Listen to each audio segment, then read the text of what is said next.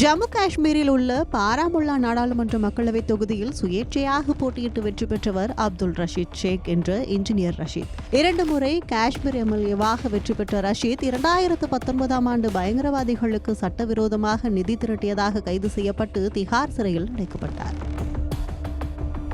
சிறையில் இருந்தபடியே 2024 நாடாளுமன்ற தேர்தலை சந்தித்த ரஷீத் பாராமுல்லா தொகுதியில் போட்டியிட்டு அபாரமாக வெற்றி பெற்றார். இந்நிலையில் இப்போது வரையிலும் திஹார் சிறையே கதி என இருக்கும் எம்பி ரஷீத் நாடாளுமன்ற கூட்டத்தொடரில் பங்கேற்க வேண்டும் என டெல்லி உயர்நீதிமன்றத்தை நாடியுள்ளார்.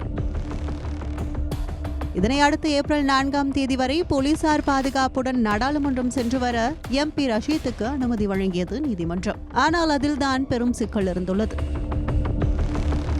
அதன்படி திஹார் சிறையில் இருந்து எம்பி ரஷீத்தை தினமும் நாடாளுமன்றம் கூட்டி சென்றுவிட்டு மீண்டும் அழைத்து வர நாள் ஒன்றுக்கு 1,45,000 ரூபாய் செலவாகும் என திஹார் சிறை நிர்வாகம் தெரிவித்துள்ளது.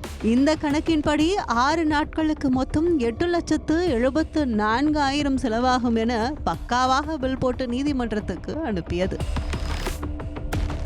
ரஷீத்துக்கு பாதுகாப்பு வழங்க ஒரு அசிஸ்டன்ட் கமிஷனர், ஒரு இன்ஸ்பெக்டர், ஒரு சப் இன்ஸ்பெக்டர் உட்பட 16 பேர் தேவை என்றும் அவர்கள் 2 ஷிப்டுகளாக வேலை பார்ப்பார்கள் எனவும் திஹார் சிறை நிர்வாகம் தெரிவித்திருந்தது. இவர்களுக்கான ஊதியம் போக மற்ற செலவுகளையும் சேர்த்து 6 நாட்களுக்கு 8,74,000 பணம் கட்ட வேண்டும் என கூறியது. இதனை பார்த்து தலை சுற்றி போன எம்பி ரஷீத் இவ்வளவு பெரிய தொகையை தன்னால் ஏற்பாடு செய்ய முடியாது என மீண்டும் டெல்லி உயர்நீதிமன்றத்தை நாடினார். மேலும் நாடாளுமன்ற பட்ஜெட் கூட்டத்தொடரில் பங்கேற்க தனக்கு இடைக்கால ஜாமீன் வழங்கப்பட்டதை சுட்டிக்காட்டி அப்போது இதுபோன்ற சிக்கல்கள் இல்லை என கோரிக்கை வைத்தார். அதே நேரம் தனது நண்பர்கள் உட்பட தெரிந்தவர்கள் மூலம் முடிந்த அளவு பணத்தை திரட்டிய ரஷீத் அதனை திஹார் சிறை நிர்வாகத்திடம் வழங்கியுள்ளார். இதனை அடுத்து ரஷீத் நாடாளுமன்றம் சென்று வரலாம் என நீதிபதிகள் சந்திராதாரி சிங், அனுப் பம்பானி அமர்வு அனுமதி வழங்கியது.